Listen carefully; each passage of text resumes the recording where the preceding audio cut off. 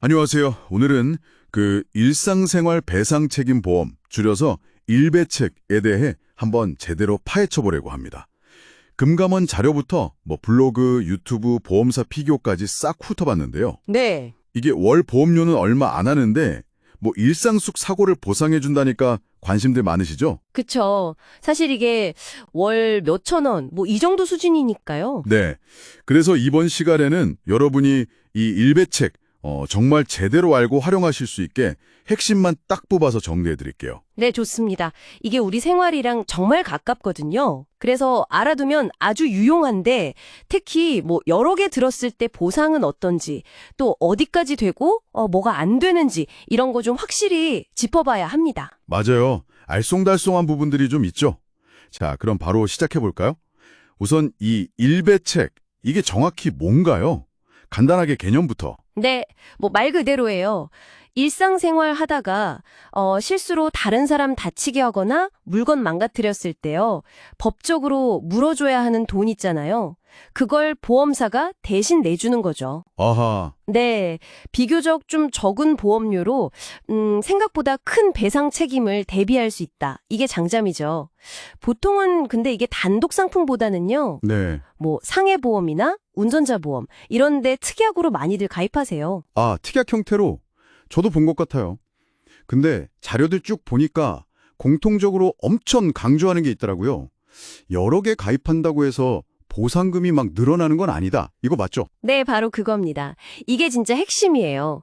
많은 분들이 오해하시는데 여러 보험사에 가입했어도 실제로 발생한 손해액, 그 한도 내에서만 보상이 돼요. 한도 내에서만. 네, 각 보험사가 나눠서 이걸 비례 보상이라고 하거든요. 예를 들어 손해가 300만 원 났다. 근데 A, B 보험사에 둘 대 일배책이 있다. 그럼 각각 150만 원씩 이렇게 나눠서 주는 거예요. 아, 딱 손해액만큼만. 그럼 보상 한도 자체가 너무 적은 게 아니라면 굳이 여러 개 들 이유는 없겠네요. 그렇죠. 실익이 거의 없다고 봐야죠. 내가 어디 가입했는지 잘 모르겠다 하시면 그 금융감독원 파인사이트 있잖아요. 네네, 알아요. 거기 내 보험 다 보여. 여기서 확인 바로 가능합니다. 꼭 한번 보세요. 아, 내 보험 다 보여.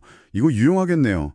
자, 그럼 이 보험으로 누가 보상을 받을 수 있는 건가요? 피보험자 범위, 가족 일상생활 배상 책임. 이게 제일 흔한 것 같던데 가족이면 다 되는 건가요?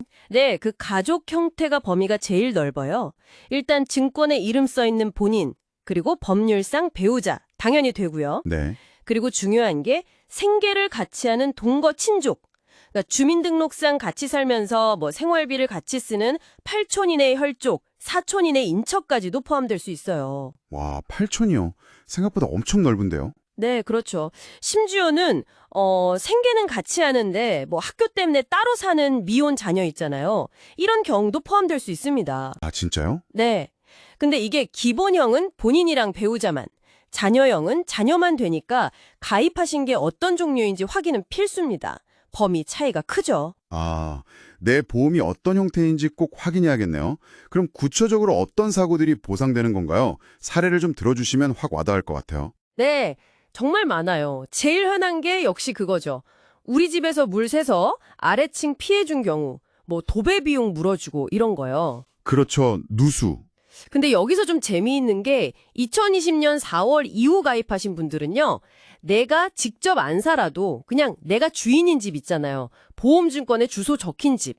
거기서 누수가 나도 보상이 될 수 있어요. 오, 그래요. 그 전가입자는요?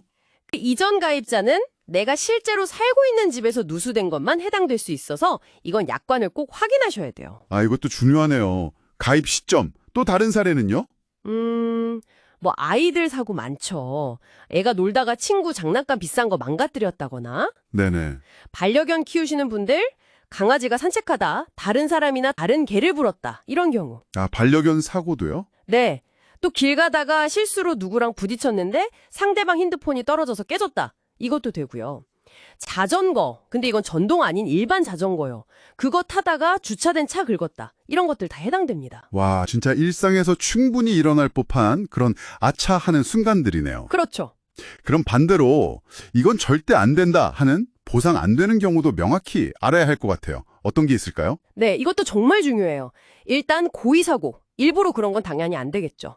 그리고 나 자신이나 나랑 같이 사는 가족한테 입힌 손해도 안 됩니다. 아, 가족끼리는 안 되는군요. 네. 다만 예외적으로 누수 사고 때 더 큰 피해 막으려고 쓴 누수 탐지 비용 같은 거 있잖아요. 이런 것도 보상이 될 수도 있어요. 오호. 그리고 업무 중 발생한 사고.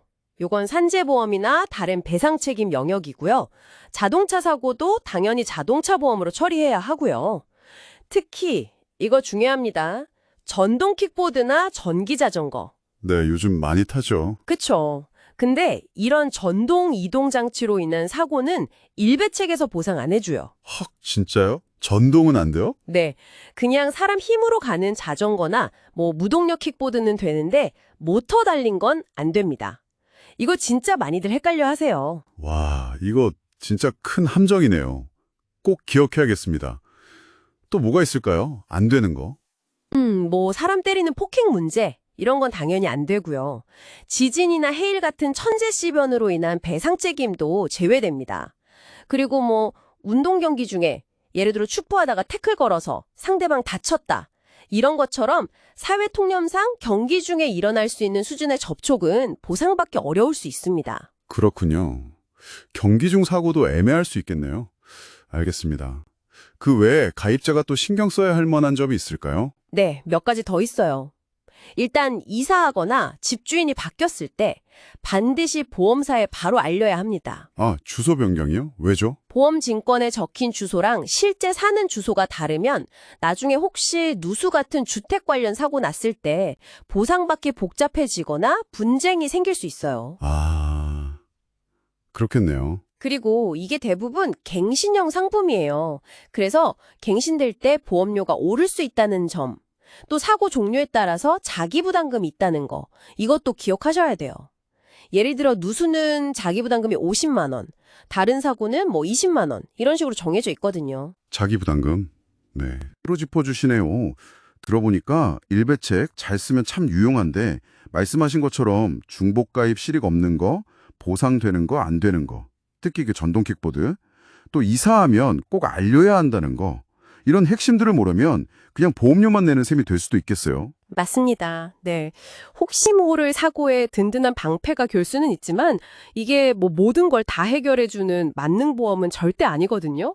그래서 내가 가입한 보험 약관을 한 번은 꼭 제대로 살펴보는 습관이 필요합니다. 네.